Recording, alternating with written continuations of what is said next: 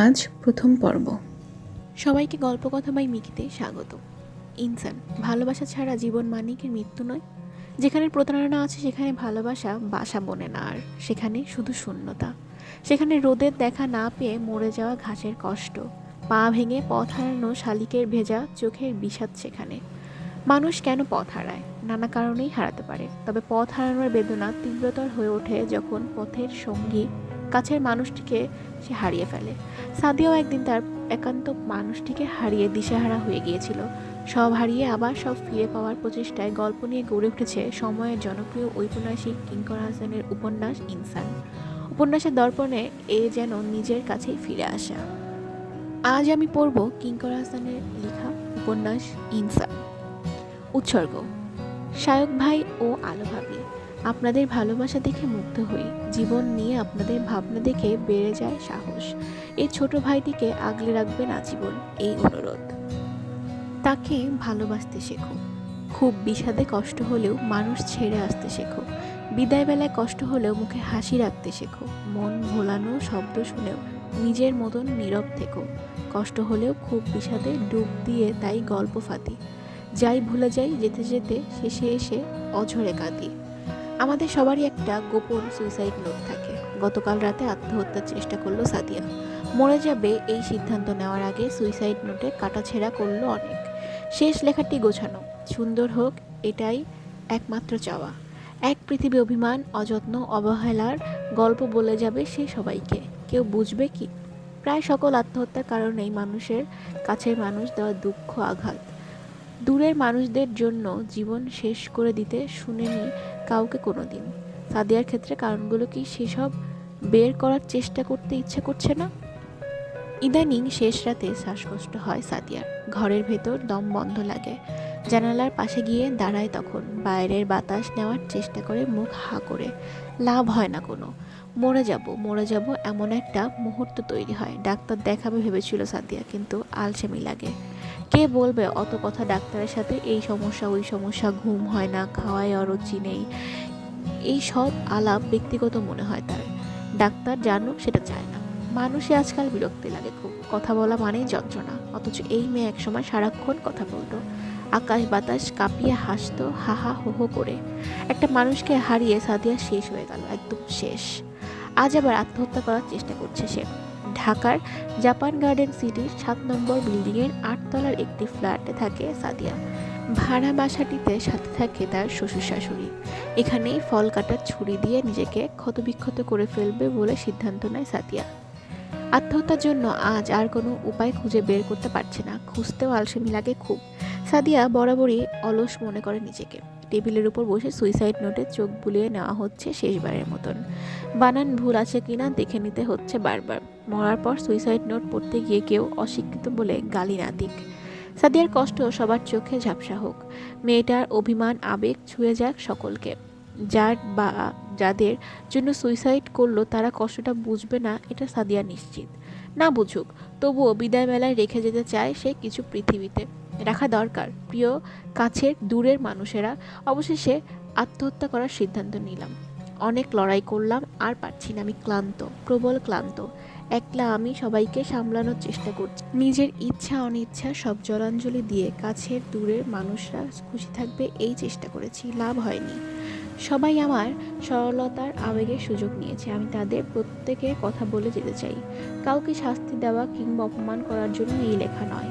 আমি শুধু আমার মতন আরও অনেককে বলে যেতে চাই, প্রিয়জন হারানোর শোক থেকে সাবধান। কাছের দূরের মানুষদের অপমান থেকে সাবধান। আমার মরে যাওয়াকে তোমরা যে আত্মহত্যা বলছো সেটা আসলে খুন, ঠান্ডা মাথার খুন। করুণাময় প্রিয় মানুষটিকে আমার কাছ থেকে ছিনিয়ে নিয়ে আমাকে শেষ করে দিয়েছে। চারপাশের মানুষরা তিলে তিলে কষ্ট দিয়ে আমাকে হত্যা করেছে। এই অবধি লিখে থমকে যায় সাদিয়া। বুক ভেঙে কান্না আসে।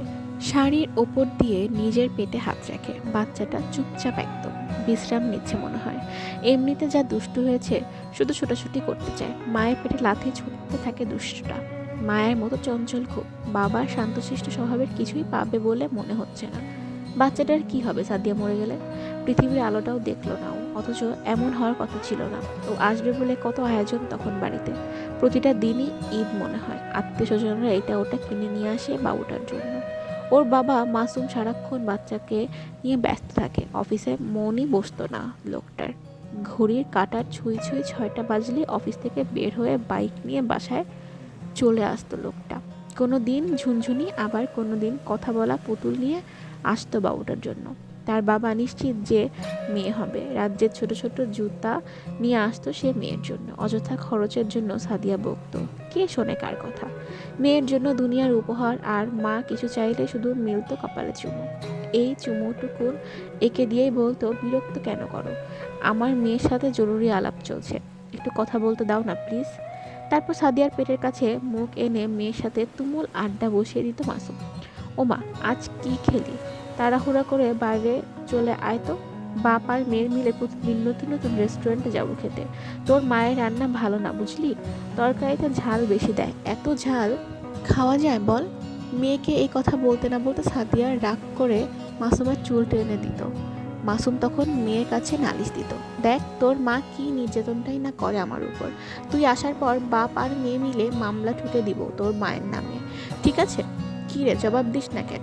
ইয়েস বা নো কিছু একটা বল। বুঝছি, মায়ের নামে মামলা করব বলায় রাগ করছিস। মাকে ভালোবাসিস অনেক, বুঝলাম। সমস্যা হচ্ছে তোর মাকে আমিও অনেক ভালোবাসি। যন্ত্রণা। কথা শেষ হতে না হতেই মাসুমকে কাছে টেনে নিত সাদিয়া, কপালে চুমু খেত। তারপর বলতো, আমি একটু ঝাল বেশি খাই বলেই তো তরকারিতে বেশি ঝাল দিই। আচ্ছা, এখন থেকে তোমার জন্য আলাদা রান্না করা হবে। শুনে মাসুম খুশি। পারলে সাদিয়ার সামনেই ডিগবাজি দিয়ে 2-3 বার খুশিতে। এই হলো তার জীবন, ভালোবাসার মাসুম।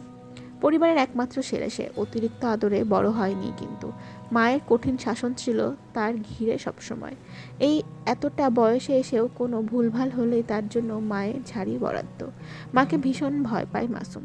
মা তার অবসরপ্রাপ্ত স্কুল শিক্ষিকা, খুব কড়া ছিলেন শুধু থেকেই। ছাত্রছাত্রীরা ভয়ে কাঁপত তাকে দেখে। ঘরে তখন পুরুষ বলতে মাসুমের বাবা আর মাসুমি। মায়ের কথার বাইরে কোনো কিছুই করার সুযোগ নেই তাদের। কঠিন নিয়মকানুন সব সময়ের জন্য বাড়িতে। খাবার পর প্লেট ধুয়ে রাখতে হবে, বাইরে থেকে আসার পর জুতো রাখতে হবে ঠিক জায়গায়, মশারি টাঙিয়ে দিতে হবে।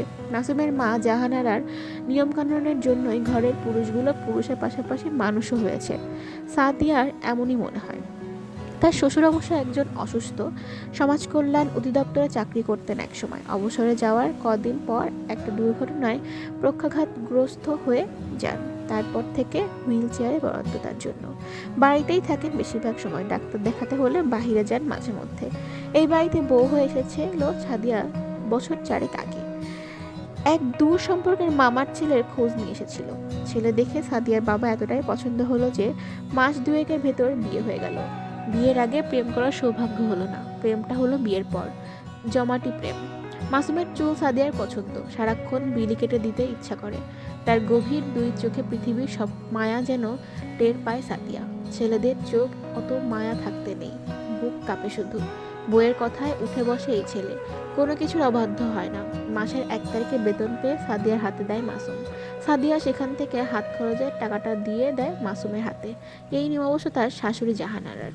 প্রথম যেদিন বিয়ে করে বাড়িতে এসে উঠেছিল সাদিয়া, সেদিনই বউকে ডেকে জাহানারা বলেছিল, মা, এই বাড়ি এখন তোমার, তোমার নিয়মেই সব চলবে। বাড়িতে যা আয় হবে মাস শেষে তোমার হাতে তুলে দেওয়া হবে। তুমি বাড়ি ভাড়া, ছেলের হাত খরচ, বাজার খরচ, আমাদের খরচ সব হিসেব করে আমাদেরকে দেবে। এই বাড়ির জানালার একটা পর্দা বদলালেও সেটা তোমার অনুমতি ছাড়া হবে না। এতদিন আমার কথায় সব হয়েছে, এখন থেকে সংসার তোমার।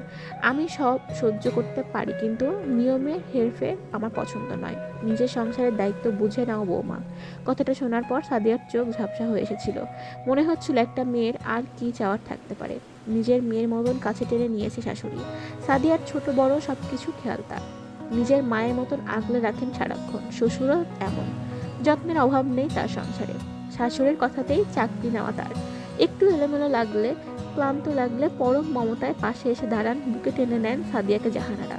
এই বাড়িতে নতুন মেহমান আসবে, এই সংবাদেই হইচই হবে, এটাই স্বাভাবিক। ঘরে নতুন অতিথি আসবে জানার পরপরই শাশুড়ি জাহানারা মাসুম সাদিয়ার ভালোর জন্য রোজা রাখেন। মিসকিনদেরও খাওয়ানো হয়। সাদিয়ার ভালো মন্দের খোঁজ নিতে থাকে সবাই মুহূর্তে মুহূর্তে। সাদিয়ার মাঝে মাঝে লজ্জাই লাগে। মাসুমের মতন সাদিয়ারও মনে হয় তার মেয়েই হবে। রাতে সবাই ঘুমিয়ে গেলে সে একা একা নিজের মেয়ের সাথে কথা বলে, মারে এত আদরের যোগ্যকে আমি কি কপাল নিয়ে এলাম রে। এমন আদর ভালোবাসা থাকবে তো জীবনে? এই জীবনে এই ভালোবাসা ছাড়া আর কিছুই চাই না রে, কিচ্ছুটা চাই না। মেয়ের সাথে অনেকক্ষণ আলাপ শেষে তাহাজ্জুদের নামাজটা সেরে নেয় সাদিয়া। আকাশের দিকে হাত তুলে কাঁদতে কাঁদতে, ও করুণাময়, তোমার তো অনেক বান্দা, কিন্তু আমার তো তুমি একজনই। আমার একটা কথা রাখবা? আমার সংসারটা এমনই থাকুক আজীবন, থাকবে তো? সাদিয়ার কান্নায় মনে হয় মন গলে না করুণাময়ের। নইলে কেন এমন বিপদ আসবে তার জীবনে? কেন গোছানো সংসারটা তছনছ হবে তার? কেন? প্রিয়জন হারানোর পর আকাশের দিকে তাকিয়ে এই কথাই বলে যায় সাদিয়া বারবার। পেটের ভেতর বাচ্চাটা মায়ের কষ্ট টের পায়।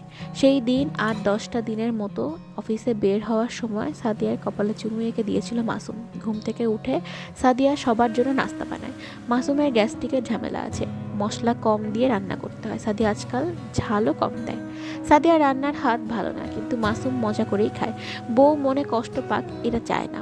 যাওয়ার সময় সাদিয়া বলে, একটু তাড়াতাড়ি এসো তো, আজ মাসের প্রথম দিন, তোমার হাত খরচের টাকাটা দিয়েছি, কিন্তু অযথা খরচ করবে না।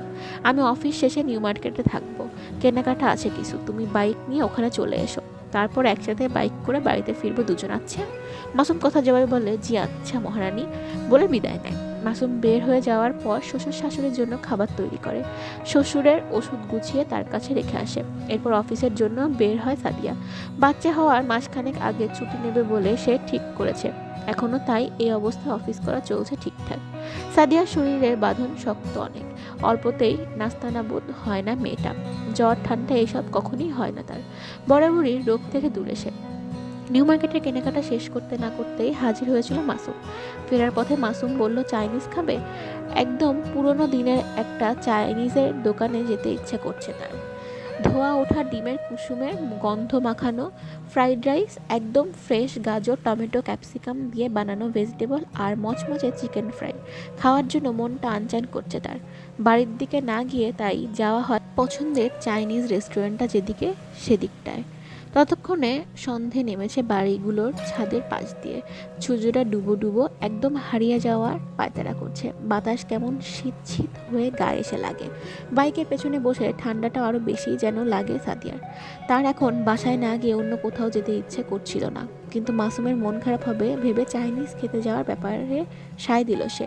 তেজগাঁও শান্তা টাওয়ারের কাছে রেস্টুরেন্টটা। বেশিরভাগই সরকারি অফিস আর ফ্যাক্টরি থাকার কারণে এদিককার কোনো কোনো রাস্তা সন্ধে নামতে একদম অন্ধকার হয়ে যায়, ভয় লাগে তখন। এমনই এক রাস্তা দিয়ে যাওয়ার সময় সাদিয়া দেখতে পায় কিছু লোক আচমকা রাস্তার উপর গাড়ি থামিয়ে কাউকে গুলি করার চেষ্টা করছে।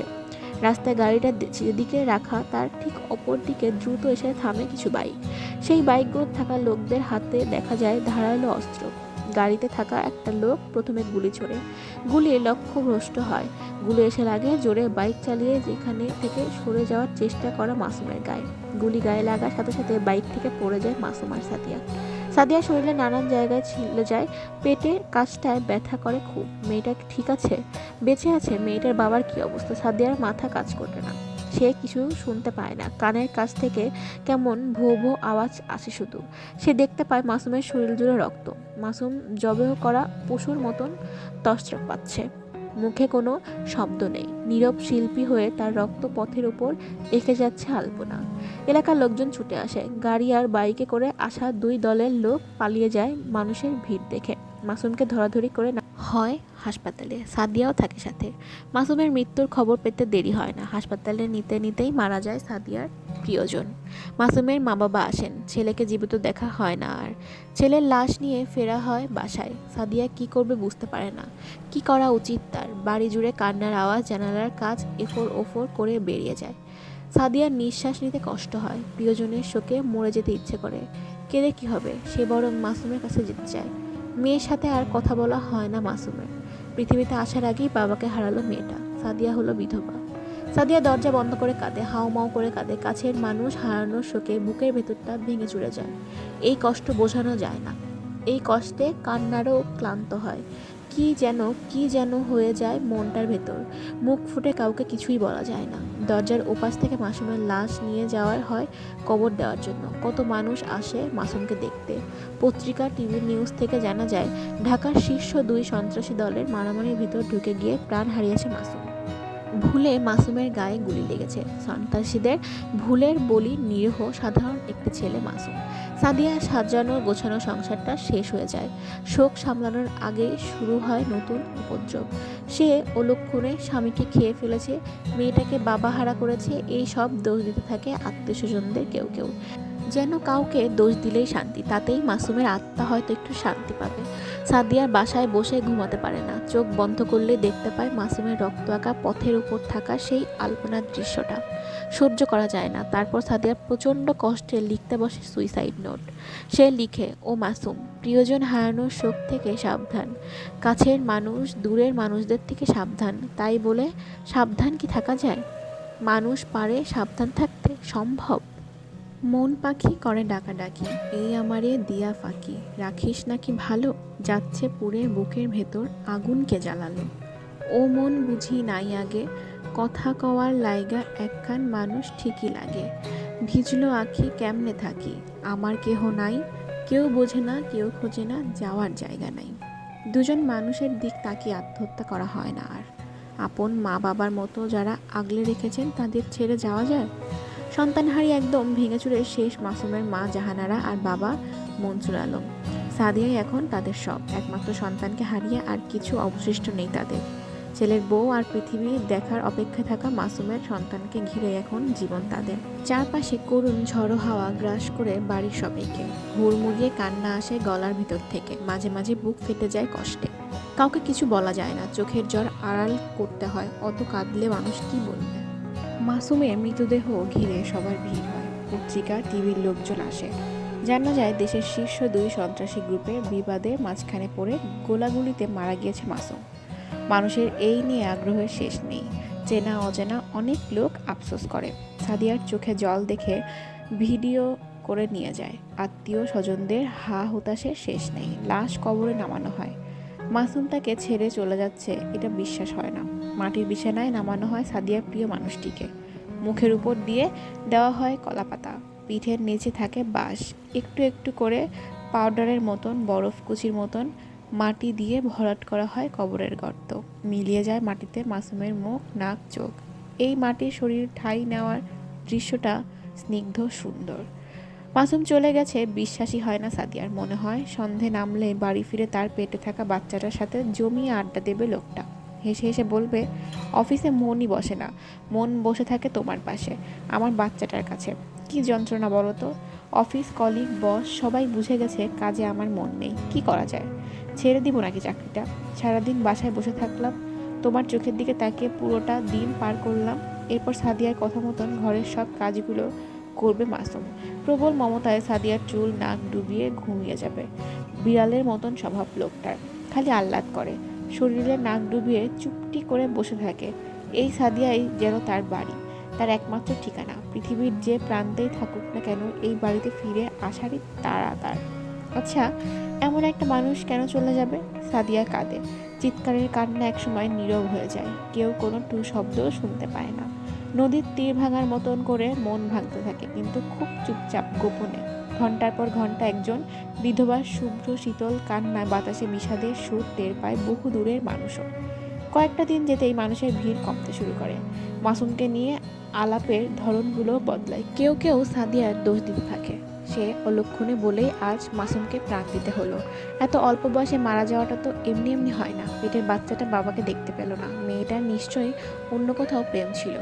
একটা কারণ অবশ্যই আছে, সেটা কি জানার জন্য কত শত গল্প তৈরি হয়। সাদিয়াকে দোষ দেওয়াতেই তাদের আনন্দ। সাদিয়া শুনে যায় চুপচাপ। বাড়ি খালি হয়। সাদিয়ার পেটে থাকা বাচ্চাসহ 4টা প্রাণী মস্ত ঘর জুড়ে। এক মাসুমের অভাবে সব যেন নীরব নিস্তেজ। এখন সাদিয়ার বাঁচতে ইচ্ছা করে না, বাঁচার কারণ খুঁজে পায় না। মানুষের এত এত কথা থেকে বাঁচানোর মানুষটাও তো মাসুমই হতো। একা লড়াই করা তার পক্ষে সম্ভব না। মরে যাওয়ার সাহস তার আছে, কিন্তু বাচ্চাটার জন্য হার মানতে হয়। শ্বশুর শাশুড়ির দিকে তাকিয়ে চুপ থাকতে হয়। অফিসের ছুটি ফুরিয়ে এসেছে। মানুষের শোক ফুরিয়ে যায় যেন ছুটি শেষ হলেই। কাজে ফিরলে মাসুমকে ভোলা সম্ভব? কক্ষনো না। কোনো দিন না। ও বৌমা, অফিসটা শুরু করো। নিজের ছেলে তাও বলি, জীবন তো থেমে থাকে না। এই বলে বৃদ্ধ জাহানারা ছেলের জন্য কাঁদেন। সাদিয়া তার কান্না থামাতে গিয়ে নিজেও কেঁদে ফেলে। অফিস শুরুর সকালে সাদিয়া অনিচ্ছা সত্ত্বেও অস্বাভাবিক থাকার চেষ্টা করে। ঘুম থেকে উঠে শ্বশুরকে শাসন করে, বলে, বাবা, ওষুধ খেতে ভুলে যাওয়াটা কঠিন অপরাধ। আপনি অনিয়ম করলে আমি কিন্তু সহ্য করব না। ডায়াবেটিস আছে আপনার। চিনি মানেই বিষ। চায়ে যেন চিনি খেতে না দেখি। আমি অফিসে থাকার সময়টা সব নিয়মকানুন মেনে চলবেন কিন্তু।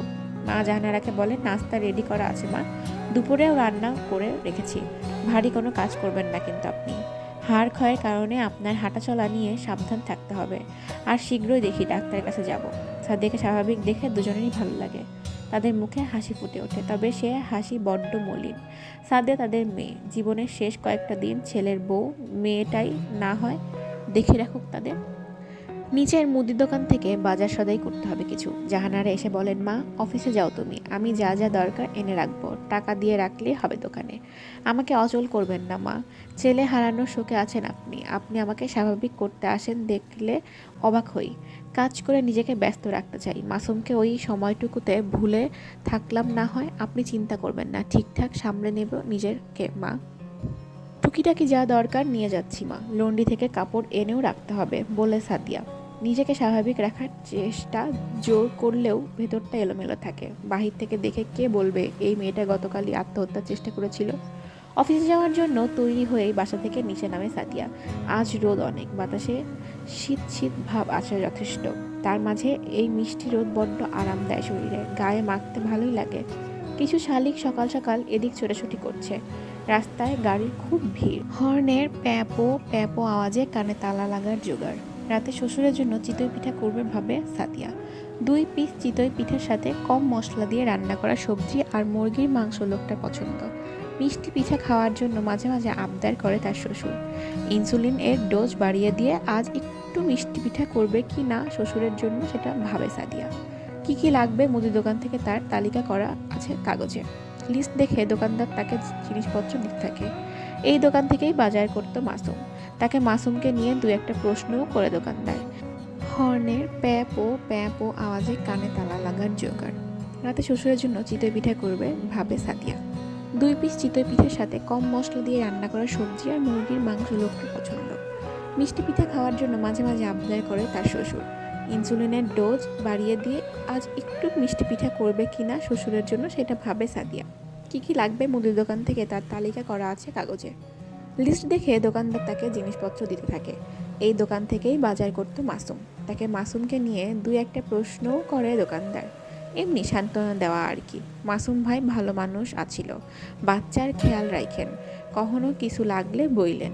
আমার ফোন নাম্বারটা রাখেন আপা, কিছু লাগলে আমার লগে কাম করে যে পোলাটা ওই জিনিসপত্র বাসায় দিয়ে আইব। লোকটার কথা জবাবে সাদিয়া হ্যাঁ বলে যায় শুধু। তার কথা বাড়াতে ইচ্ছে করে না। এতদিন পর অফিস যাওয়াটা লেট করে না হোক। সব কিছু ব্যাগে নিয়ে লন্ড্রির দোকানে যায় সাদিয়া। লন্ড্রির দোকানের পাশে কয়েকজন কিশোর বসে আড্ডা দিচ্ছে। মোবাইলের স্ক্রিনে কিছু একটা দেখছে তারা। টাকা দিয়ে কাপড় নিয়ে ফেরার সময় না চাইতেও তাদের কথাগুলো কানে আসে সাদিয়ার। কঠিন মায়ের রে, এক্কেরে সিনেমা, বলে একজন আড্ডার মাঝখান থেকে, গুলিটা নিয়ে সন্দেহ আছে রে, অ্যাঙ্গেল দেইখা অন্য কিছু মনে হয়, বলে আরেকজন। বুঝি নাই, ক্লিয়ার কর, বলে শুরুতে কথা বলা ছেলেটা আবারও। আড্ডার সবার চোখ একটা ছেলের হাতে থাকা মোবাইলের স্ক্রিনের দিকে। আমি সারাক্ষণ গোলাগুলির উপরেই থাকি, পুবজিতে মাস্টার। আমার চোখে ভুল হওয়ার সুযোগ নাই। সিসি ক্যামেরার ফুটেজ ভালো করে খেয়াল করলেই বোঝা যায় লোকটা গাড়ি থেকে বের হয়েই বাইকে থাকা লোকটার দিকে পিস্তল তাক করছে। 2 দলের মারামারির আলাপ পড়ে। ছেলেটা বন্ধুদের সাথে এই নিয়ে আলাপ করতেই থাকে। তার মোবাইলে এই নিউজ থেকে পাওয়া সিসি ক্যামেরার ফুটেজ, মাসুমকে মেরে ফেলার ফুটেজ। সাদিয়া বেশিক্ষণ থাকে না ওখানে। লন্ড্রির দোকান থেকে কাপড় নিয়ে বাড়িতে রেখে আসে। এরপর নিচে নেমেই অফিসের বাসে উঠে যায়। বাস চলতে থাকে। জানালার পাশে সাদিয়া চুপচাপ বসা। বাইরের রোদ জানালা দিয়ে এসে সাদিয়ার চুলে লুকোচুরি খেলতে থাকে।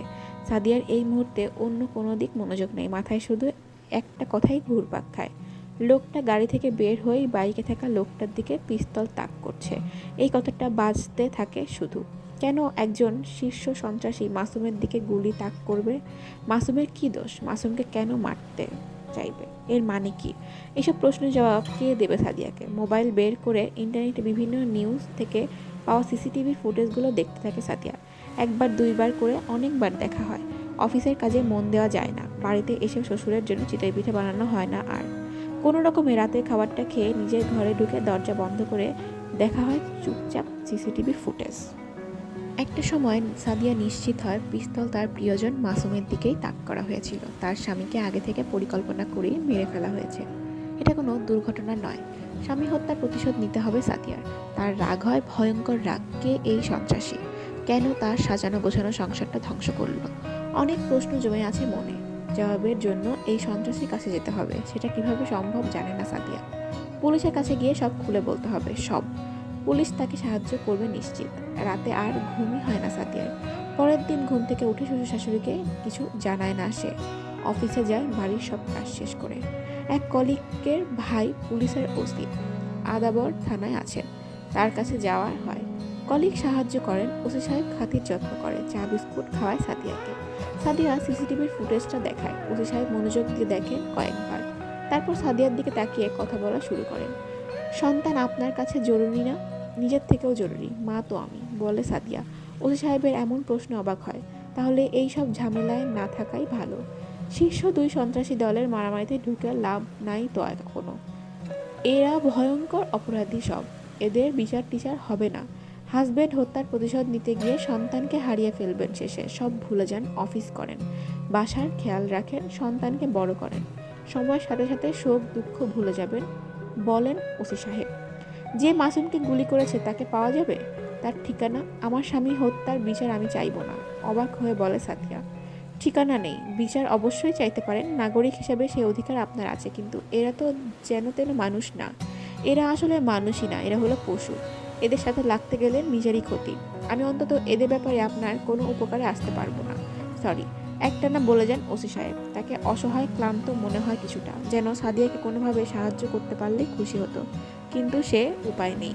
আমি যাই বলে সাদিয়া উঠে দাঁড়ায় চেয়ার থেকে। চা খেয়ে যান, বলেন ওসি সাহেব। আমি চা খাই না, বলে সাদিয়া। কথার জবাব দিতে ইচ্ছা করছে না তার আর। কি বলেন, কখনো খান নাই? বলেন ওসি সাহেব বোকার মতন। খেয়েছি, মাত্র ছাড়লাম। আসি ওসি সাহেব, আসসালামু আলাইকুম। কথাটা বলে বেরিয়ে যায় সাদিয়া। খুব রাগ লাগে তার, কিসের উপর কে জানে। সে শুধু চায় মাসুম হত্যা প্রতিশোধ। পত্রিকায় দেখেছে এই সন্ত্রাসীর নাম ইফতি। যে কোনো কিছুর বিনিময়ে ইফতির কাছে পৌঁছাতে হবে তাকে। জীবন দিয়ে হলেও এই রহস্যের সমাধান করতে হবে। বাইরে রাত, তবে এই শহরে আলোর দূষণের কারণে রাত আর দিনের ফারাক অনেকটাই বোঝা যায় না আজকাল। কোলাহলের শহরের চিরে মন খারাপ করে। প্রচণ্ড রাগ নিয়ে বাড়ির দিকে হাঁটতে থাকে সাদিয়া। বাড়ি তার অনেক দূরে, গাড়ি নিতে হবে, হাঁটা পথ নয়। সে খেয়াল নেই এখন মেয়েটার। সে হাঁটতে থাকে শুধু, ইফতিকে নিয়ে ভাবতে থাকে। পুলিশকে ছাড়াই সে খুঁজে বের করবে লোকটাকে। একা একা কি করা সাধ্য আছে তার? কার কাছে যাবে এরপর সাহায্যের জন্য? হাঁটতে চায় না সাদিয়া। আলোর রোশনাই তাকে ঘিরে ধরে চারপাশে থেকে। তবুও সাদিয়ার ভেতরটা অন্ধকার হয়ে থাকে। এই অন্ধকার মাসুমকে হারানোর শোক, বিষাদ। এই অন্ধকার অনেকগুলো প্রশ্নের জবাব না পাওয়া। সাদিয়ার কাঁদতে ইচ্ছে করে। আলোর কারণে কাঁদা হয় না কেন যে আজকাল? অল্পতেই চোখে ঝাপসা হয়। সাদিয়া হাঁটতেই থাকে। হাঁটা পথ নয়, তবুও চলতে থাকে পথে। পৌঁছাতে হবে গন্তব্যে। একদিনে পৌঁছাতে না পারলেও একদিন না একদিন তো ঠিকই পৌঁছাবে। কারখানাতে দিছে ছুটি, হাতে তোর দাওয়ার গুটি। নিঠুর বন্ধু করব পালা, হইয়া প্রেমিক জুটি। এক আর এক দুই হলে ঘরে ঘরে আগুন জ্বলে। মুরব্বীরা বন্ধ করো চোখ, এই দুনিয়া তোর আর আমার হোক। তোর রং দেখাইয়া ঢং দেখাইয়া বাড়ল ইচ্ছা বাঁচার। তোর লাইগা কক্সবাজার থাইকা আনুন বার্মিস আচার। প্রাইম রিপোর্টাররা কোনো কিছুই সহজভাবে ভাবতে পারে না। সোহেলও এমন। মাসুমকে মেরে ফেলা সিসিটিভি ফুটেজ দেখে হরহর করে বলে যায় অনেক কিছু। সাদিয়ার ছোট ভাই এই ছেলেটা। ভার্সিটিতে সাদিয়ার সাবজেক্টে পড়াশোনা করেছে। সাদিয়া ভার্সিটি ছেড়েছে আগেই। সোহেল বের হওয়ার পর শুরু করেছে সাংবাদিকতা। অপরাধ জগৎ সম্পর্কে তার জানাশোনার কমতি নেই। কাজের সুবাদে পুলিশ প্রশাসনের প্রভাবশালী লোকজন এবং ভয়ঙ্কর অপরাধীদের সাথে তার এক ধরনের সখ্য করে উঠেছে। সে একজন তারকা সাংবাদিক। এই পেশায় সবাই তাকে সমীহ করে। অল্প বয়সে অনেক দূর এগিয়েছে সোহেল। সাদিয়ার মনে হয়েছে এই ছোট ভাইটা তাকে সাহায্য করতে পারবে। পুলিশের কাছে আর না গিয়ে সে চলে এসেছে অফিস শেষ করে সোহেলের সাথে দেখা করতে। শ্যামলের একটি কফি শপে বসে সাদিয়া সোহেলের সাথে কথা বলতে থাকে। মাসুম ভাইকে কেন মারতে চাইবে বা মারবে সেটা বুঝে উঠতে পারছে না এখনো। একটা সাদাসিধা নিরীহ মানুষ, তার ব্যাকগ্রাউন্ড ঘাটাঘাটি করে দেখেছি আপু, একদম ফকফকা। ভার্সিটির বড় বোন সাদিয়ার দিকে তাকিয়ে বলে সাংবাদিক সোহেল, যে মাসুমকে গুলি করেছে তার কাছে নিশ্চয়ই সব প্রশ্নের জবাব আছে, তাই না সোহেল? আমার এই লোকটার কাছে যেতে হবে। কই খুঁজে পাবো? বলে সাদিয়া, চোখে আকুতি তার। অপরাধীরা বরাবরই যযাবর আপু, ওদের কোনো ঠিকানা থাকে না। কয়েকটা ফোন দিয়েই বের করে ফেলেছি এই লোকের নাম ইফতি, কি মামলা আছে এইসব, কিন্তু ওর ঠিকানা যে জানা নাই। এরা পুলিশের ভয়ে, বিপক্ষ দলের ভয়ে পালায় পালায় থাকে। আর এই দুই দল ভয়ানক অনেক। 90 দশক থেকেই পুরো রাজধানী দখল করে রেখেছে লোকগুলো। চাঁদাবাজি, টেন্ডারবাজি, জমি দখল, অপহরণ, এমন সকল কাজেই আছে তারা। পুলিশ ওদের দখলে বলা যায়। প্রশাসনের অনেক বড় বড় মানুষ তাদের পাশে থাকে। আপু, এসবে জড়িয়ে আরো বিপদ, বলে সোহেল। তোকে তো সাহসী বলেই জানি রে। আমি ভয় পাচ্ছি না মাসুমের খুনির মুখোমুখি হতে। আমার এখন এই বেঁচে থাকাটাই বলতে পারিস মাসুমের হত্যার প্রতিশোধ নেওয়ার জন্য, বলে সাদিয়া। রাগে তার শরীর কাঁপতে থাকে। সে রাগ লুকানোর চেষ্টা করে, লাভ হয় না। যেটাই করো একটু বুঝে শুনে করবে প্লিজ আপু। তুমি তো আর একা নও, তোমার ভেতরে থাকা বাচ্চাটার কথাও তো ভাবতে হবে। অপরাধীদের সাথে থাকতে থাকতে পাষাণ হয়ে গেছি অনেকটাই, কিন্তু মাসুম ভাইয়ের মৃত্যুর কথা শুনে আমারও চোখ ঝাপসা হয়েছে, বলে সোহেল কফি খেতে খেতে। তার মোবাইলে একসময় ফোন আসতেই থাকে, সে কোনো ফোন ধরে না, ফোন সাইলেন্ট করে রেখে দেয়। ভার্সিটির এই বড় বোনটি তার খুব যত্ন করত। গ্রামে মা বাবাকে রেখে শহরে পড়তে এসে শুরুতে খুব ভয় পেয়েছিল সোহেল। সাদিয়া ভয় কাটিয়ে দেয় সেই সময়। জুনিয়র ভাই বোনগুলোকে খুব আদর করত সে সময়। প্রায়ই বাড়ি থেকে রান্না করে এনে সোহেল আর তার বন্ধুদের খাওয়াতো। হলের খাবার সোহেলের সহ্য হতো না। সাদিয়া আপু রান্নার ভক্ত ছিল সে খুব। একটু বলো না ইফতিকে কোথায় পাই? এই শহরে কোথাও না কোথাও তো সে যায়, বলে সাদিয়া সোহেলের দিকে তাকায়। তা যায়, অপরাধীদের যাওয়ার অবশ্য খুব কমন কিছু জায়গা রয়েছে। মদ আর মেয়ে মানুষ ছাড়া তারা নিঃশ্বাস নিতে পারে না অনেকেই। শহরে হাতে গোনা কিছু বার আছে, যেসব জায়গায় নিয়মিত গেলে খোঁজ রাখা হলে দেখা মিলতেও পারে, কিন্তু কোনো নিশ্চয়তা নাই আপু, বলে সোহেল। আমি যেতে পারবো সেই সব জায়গায়? আমাকে একটু ঠিকানা আর নামগুলো দিবি ভাই, লিস্ট করে। আমি প্রতিটা বারে বাইরে গিয়ে দাঁড়িয়ে থাকবো, হাত জোর করে সোহেলকে বলে সাদিয়া। কি যে অসম্ভব সব কথা বলতেছ আপু, পাগলামি করবে না প্লিজ। একটু চেষ্টা করে দেখি, পেয়েও যেতে পারি ইফতিকে। তোমার কিছু করার দরকার নাই, তুমি বাসায় খেয়াল রাখো, বাচ্চাটার খেয়াল রাখো। অফিসার বাসার বাইরে অন্য কোথাও যাওয়ার দরকার নাই। কথা দাও যে ইফতিকে খোঁজার জন্য এদিক ওদিক যাবা না, বলে সোহেল। তাকে উঠতে হবে এখন, অ্যাসাইনমেন্ট আছে একটা, দিলাম কথা, কিন্তু লিস্টটা আমাকে দিয়ে রাখিস, থাকুক না হয়। এই বলে উঠে সাদিয়া। সোহেল বিল দিতে চাইলেও রাজি হয় না, সে সিনিয়র, জুনিয়রের তাই বিল দেওয়া মানায় না। রেস্টুরেন্ট থেকে বেরিয়ে সাদিয়া বাসার পথে ধরে। বাড়িতে পৌঁছাতে পৌঁছাতে সোহেলের সাথে ফোনে কয়েকবার কথা বলে, বারের নাম ঠিকানা সংগ্রহ করে। তারপর সোহেলকে দেওয়া কথা ভাঙার সিদ্ধান্ত নেয়। কাল থেকে পালাক্রমে বিভিন্ন বারের বাইরে সে দাঁড়িয়ে থাকবে বলে ঠিক করে। একটা মাস দেখা যাক, অফিস শেষ করে এক এক দিন এক এক জায়গায় যাবে। চেষ্টা করে দেখতে ক্ষতি তো নেই। মা একটু কষ্ট করতে হবে, পারবি না? বাবা না তোকে কত ভালোবাসতো, সেই ভালোবাসার ঋণ শোধ করতে হবে এখন, বুঝলি? নিজের পেটের ভেতরে থাকা মেয়েটাকে বলে সাদিয়া। মেয়ের সাথে এতদিন মাসুম কথা বলতো, এখন সাদিয়া মেয়েকে সময় দেবে বলে ঠিক করে। বাবা কথা বলে না দেখে নিশ্চয় অভিমান করেছে। মা তবে সময় দিক এখন একটু। শ্বশুর শাশুড়িকে কিছুই বুঝতে দেয় না সে। প্রতিদিন বাড়ি ফিরে রান্না করে, জাহানারা তখন পাশে থেকে সাহায্য করে তাকে। শাশুড়ি আর ছেলের বউ আড্ডা জমিয়ে দেয়। এই আড্ডায় শ্বশুরের প্রবেশ নিষেধ। সাদিয়ার শ্বশুর তখন টিভিতে নিউজ আর টক শো দেখে সময় কাটায়। ঘড়িতে কাটায় কাটায় 9টা বাজলেই স্টার জলসা সিরিয়াল শুরু হয়। জাহানারা টিভির সামনে বসে, সাদিয়াও সময় দেয় মাঝে মাঝে তাকে। ঠিক 10টায় ডাইনিং টেবিলে বসে যায় সবাই। সাদিয়া মা বাবাকে খাওয়ানোর পর নিজে খায়। অনেক জোরাজোরি করলে সে এই সময় টেবিলে বসে না। সবার খাওয়া শেষ হওয়ার পর সে কিছুক্ষণ গান শোনে। নতুন এই অভ্যাস হয়েছে আজকাল তার, আগে এসবের প্রয়োজন ছিল না। মাসুমের সাথে গল্প করেই সময় কেটে যেত। কখনো বই পড়ে সাদিয়া, তবে বেশিরভাগ সময় ইফতিকে কীভাবে খুঁজে পাওয়া যায় তাই নিয়ে ভাবতে থাকে। তার চেনা পরিচিত মানুষের সংখ্যা কম, যা করার নিজেকেই করতে হবে সেটা বোঝে সাদিয়া। অফিস শেষ করার পর বারগুলোর সামনে দাঁড়িয়ে থাকা হয় পালাক্রমে।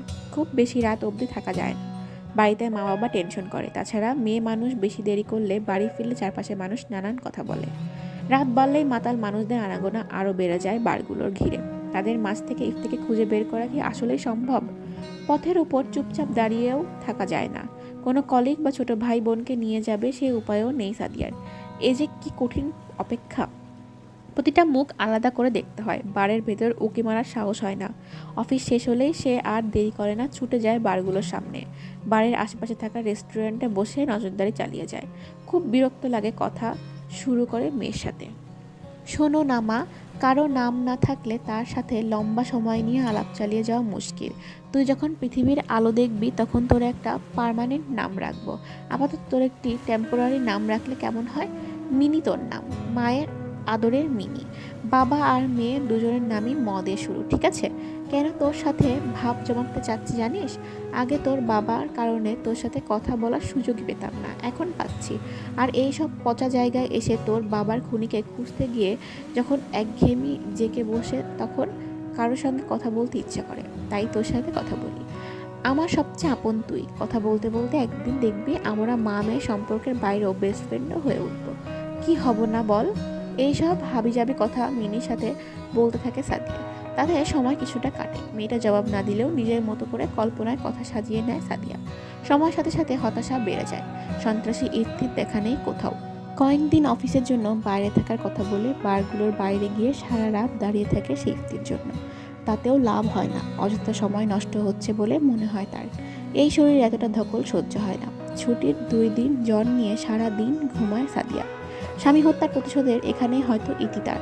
তবে করুণাময় পরিকল্পনা হয়তো ভিন্ন। একটু সুস্থ হয়ে অফিসে যখন ফেরে সে, তখনই ছোট ভাই সোহেলের ফোনে আসে তার কাছে। সে ফোন দিয়ে বলে, আমি ইনফরমারদের কাছে জানতে পারছি ইফতি ঢাকায়। আজ কোনো একবারে আড্ডা বসাবে সে, কিন্তু কোনটা সেটা বের করতে পারছি না সাদিয়া আপু। কথা শুনে সাদিয়া আর অপেক্ষা করে না। সোহেলকে অনেকবার ধন্যবাদ জানিয়ে সে বাহিরে যায়। বেরিয়ে অফিসের বসকে বলা হয় অসুস্থতার কথা। ভাগ্যের উপর নির্ভর করে বাংলা মোটরের কাছাকাছি একটি বারের বাইরে গিয়ে দাঁড়ায় সাদিয়া। আজ একটু বেশি সাহস করে সে ভেতরে যায়। সেখানে অন্ধকারের মাঝে স্টেজ চোখে আসে একটা। রাজ্যের আলো শুধু সেই স্টেজটাকে ঘিরে। অল্প কাপড় গায়ে কিছু মেয়ে সেখানে জড়ো হয়ে নেচে নেচে গান গাচ্ছে। তোমার ঢং দেখাইয়া বেড়েছে ইচ্ছে বাজার, তোমার লাইগা কক্সস বাজার থাইকা আনুন বার্মিস আচার। এই গানের সাথে সাথে নাচে মাতাল কিছু লোক। সাদিয়ার চোখ খুঁজতে থাকে ইফতিকে। কিছুক্ষণ খুঁজে কাউকে না পেয়ে নিচে চলে আসে সে। ভেতরে দম বন্ধ হয়ে আসছিল। নিচে দাঁড়িয়ে সে বারের সিঁড়ির দিকে তাকিয়ে থাকে। ইফতি এখানে থাকলে এই পথ দিয়েই নামবে। বেশিক্ষণ অপেক্ষা করতে হয় না এবার। মায়ের আদরের মিনির সাথে একটু আলাপ করতে না করতেই সে দেখতে পায় ইফতিকে।